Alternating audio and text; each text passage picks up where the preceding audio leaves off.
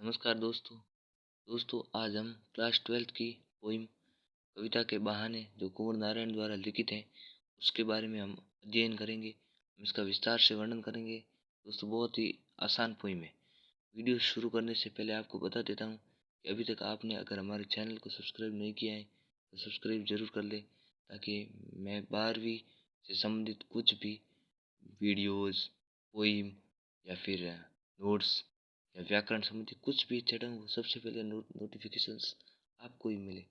चलो कविता के बहाने इसका अर्थ है कि कविता की तुलना इस पाठ में की गई है। चलो पहला पाठ शुरू करते हैं। कविता एक उड़ान है चिड़िया के बहाने। कविता की उड़ान भला चिड़िया क्या जाने, बाहर भीतर इस घर उस घर। कविता के पंख लगा उड़ने के माने, चिड़िया क्या जाने। दोस्तों मैंने आपको पहले भी बताया है कि इस कविता में कविता की तुलना की गई है। यहाँ पर चिड़िया, बच्चों और फूलों से तुलना की गई है। पहला पहला भाग है, कविता एक उड़ान है। कविता भी एक उड़ान है। इसकी बातें चिड़िया के बहाने है। चिड़िया की बातें, जिस प्रकार चिड़िया की भी एक उड़ान होती है उस प्रकार कविता की भी एक उड़ान है। कविता की उड़ान भला चिड़िया क्या जाने। अब यहाँ पर अंतर बताया गया है कि कविता की उड़ान जो होती है ना, उसकी चिड़िया बराबरी नहीं कर सकती। चिड़िया क्या जानती है कि कविता की उड़ान कितनी होती है।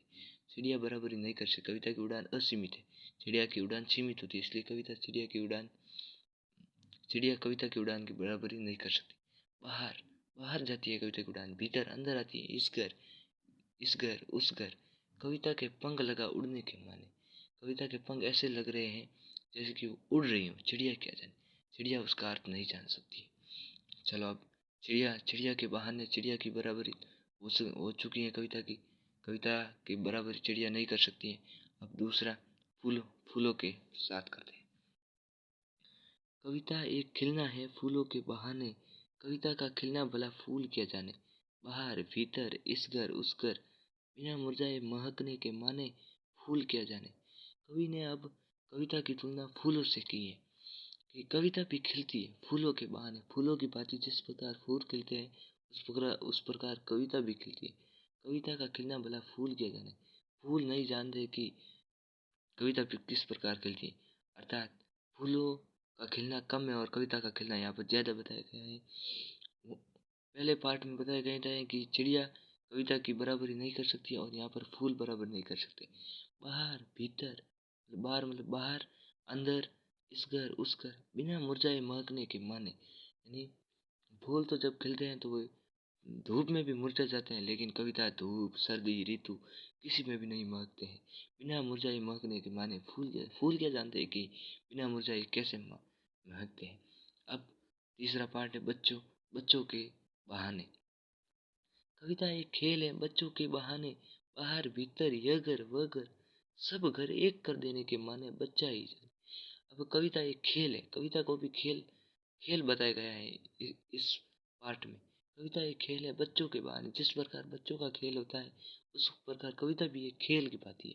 बाहर जाती है, भीतर है, ये घर वह घर, सभी घर ये घर वह घर, सब घर एक कर देने के माने मतलब सभी घरों को अपना ही समझने वाली ये कविता। बच्चा ही जाने, इस कविता को बच्चा ही जाने। अर्थात बच्चा है और कविता दोनों एक ही तरह के होते हैं। दोनों ही इस घर उस घर प्रत्येक जगह पर चले जाते हैं।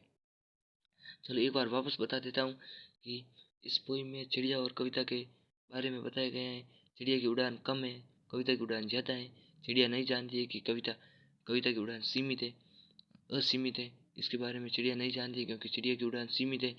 और दूसरे वाले पार्ट में बताया गया है कि फूल और कविता की तुलना बताई गई है। फूल नहीं जानते कि बिना मुरझा कर कैसे महक सकते हैं। और तीसरे में कविता को बच्चों के खेल की भांति बताया गया है। बच्चे सभी घरों को एक कर देते हैं और कविता भी पूरी दुनिया को एक कर देती है। इस बात को कविता और बच्चा ही जानते हैं, सभी घरों को एक कैसे करते हैं। इस प्रकार कवि ने इस पोइम में बताया है, कविता की तुलना की है। दोस्तों उम्मीद करता हूँ कि आपको वीडियो अच्छी तरह से समझ में आया होगा, इसलिए मेरे वीडियो को लाइक ज़रूर करें। दोस्तों कमेंट बॉक्स में बताइए कि आपको वीडियो कैसा लगा, कहाँ पर हमसे गलती हुई है या फिर आपको कहाँ पर दिक्कत हुई है।